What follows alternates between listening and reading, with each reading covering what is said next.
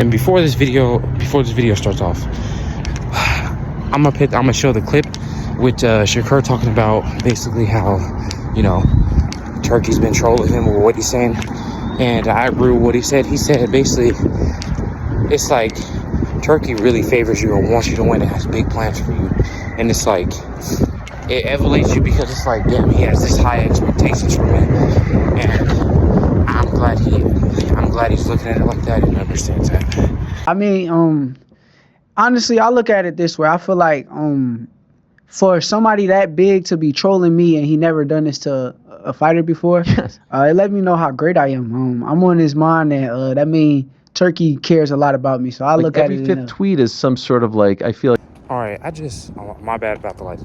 I just watched the interview with Shakur Stevenson and Ariel, and the whole interview, I like Shakur's energy. I'm more confident in him now because, you know, Ariel asked him a lot of good questions. He asked him about his hands, and then when he talked about his hands, obviously, he thinks they'll be fine now. Obviously, he asked him I think he said, would September be too quick of a turnaround to fight Tank Davis? And he was like, yeah, like his hands, they're gonna have to heal. And it makes sense because of how many hand injuries it seems he's had. Now with his next fight coming up, man, that's now I'm a little bit more nervous because even though he said his hands are good now, he said, I think it was the opposite hand in the Padley fight that started getting bruised. And I'm just thinking, I'm like, oh damn. So he said his other hand, the one that he didn't injure, was still getting bruised, and still. That's just, it makes me nervous. Like, I believe it's Shakur, but William Cepeda is a tough fight for a lot of fighters. And then his output is, you gotta really hit the beats on William Cepeda for him to stop. And then he is prepared for this fight.